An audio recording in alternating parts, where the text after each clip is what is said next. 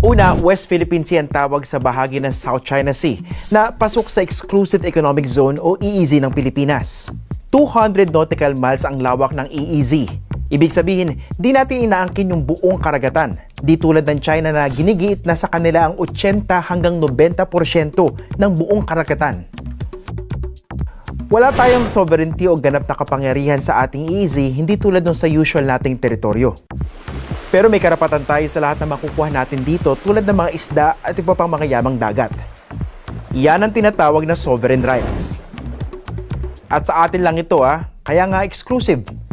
Technically pwede naman mag-share, pero yun ay kung sobra-sobrang yamang dagat para sa bansang nagmamay-ari nito.